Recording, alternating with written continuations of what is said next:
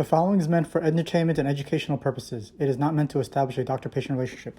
Please consult your mental health provider for your mental health needs. Hello, welcome to Chez Eric, where we talk about psychiatry and religion with a focus on how to apply it to your life. My name is Dr. Eric. I'm a psychiatrist that happens to be religious, and I am doing this great big series on William James's The Varieties of Religious Experience. And today we'll be going through part 2 of lecture, 18, and on philosophy.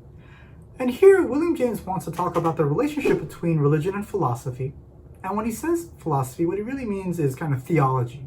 All right. So when we're talking about philosophy, we're talking about the universal claims on the world. And this is in contrast to William James's emphasis on the individual.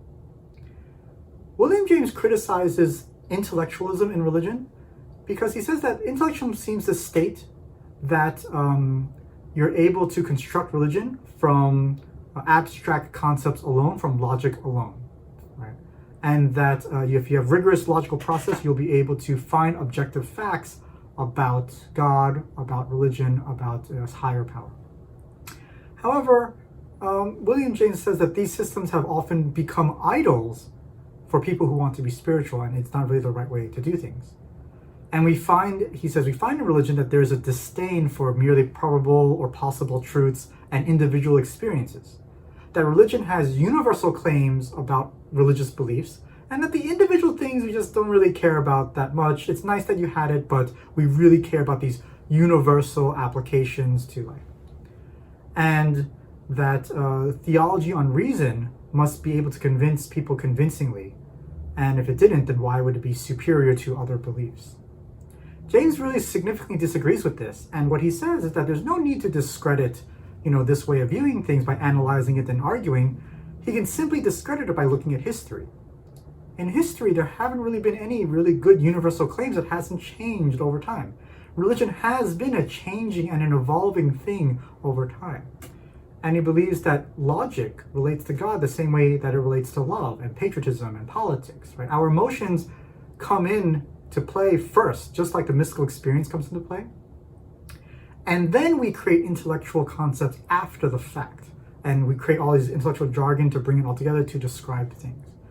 But ultimately, it really is about the emotions first. He gives an example by saying, let's say you present a theology to someone, you say that God exists, he's loving, he's kind. A person who believes in God will say, yes, of course, and they would believe it, and they just go about their merry way. And a person who doesn't believe it will be an atheist and say, no, I don't believe you.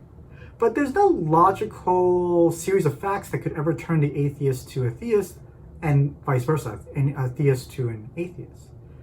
And so, quite frankly, they say religious beliefs aren't really universal enough for everyone to believe. There is actually disagreement among even religious groups, right? So he says the continental school of philosophy, right? I don't know what that specifically means. If you're a philosophy major or intellectual person, you'll tell me the significance of that. But that they have overlooked the fact of thinking that is connected with people's conduct. In contrast, the British philosophy, that's what James says that every difference in thinking must make a difference in life, in what people do. And this is quotes Locke and Hume and others, that if you have a difference in philosophy, it should represent a difference in the way you conduct yourself. And that your beliefs are rules for actions. And the purpose of thinking is to produce certain habits.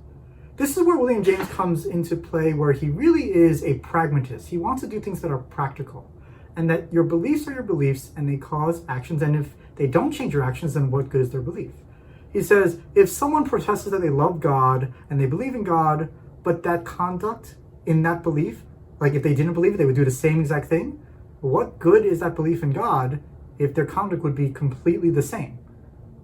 So religion is more than just an abstract series of definitions and systems. It must lead someone to act in a different way. And that is what William James is kind of pointing out as a fundamental relationship between philosophy and religion. And that if you only stay in the abstract philosophical theological space, you really have nothing. That is James's criticism. What are your thoughts? Do you think that there are universal truths that religion can have that only comes from logic? Or do you think things come from experience? Or what are your thoughts about even comment on William James series as a whole? All right. I'd love to hear from you. Do like and subscribe if you haven't already, and I'll talk to you next time. Bye. Hey, sign up for my weekly newsletter. I send out emails every week on psychiatry and religion. I realize that email is a great way to go deep into these topics. So if you want more content, check out chesericpurl.com and subscribe over there. Thanks.